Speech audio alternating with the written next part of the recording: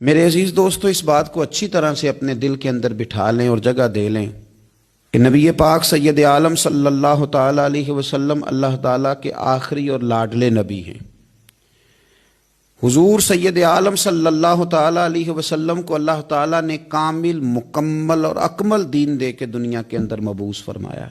اب صبح قیامت تک جو بندہ بھی اللہ تبارک و تعالیٰ کی رضا حاصل کرے گا، اس کے پاس صرف ایک ہی ذریعہ ہے کہ وہ حضور کی لائی ہوئی تعلیمات پر عمل کرے۔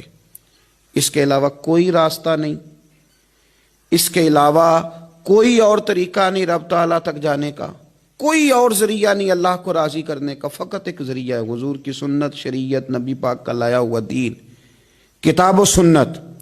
بہت سارے اجہل اور جاہل لوگوں نے نئے نئے طریقے وضع کیے، دین سے ہٹ کر تصوف کی من مانی تشریحات کی۔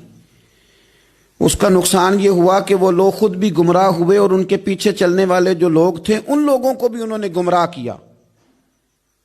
نبی رحمت سید عالم صلی اللہ تعالیٰ علیہ وآلہ وسلم نے ارشاد فرمایا کہ آج اگر حضرت موسیٰ علیہ السلام بھی حیات ظاہری میں ہوتے تو میری پیروی کے علاوہ ان کے پاس کوئی چارہ نہیں تھا۔ تو جب انبیاء حضور کے طریقے پر چلیں تو پھر امت کا کوئی گروہ اٹھ کر اگر کوئی اور راستہ اختیار کرے تو سوائے پھر وہ بے دینی اور زندگی کے اور کچھ بھی نہیں ہے۔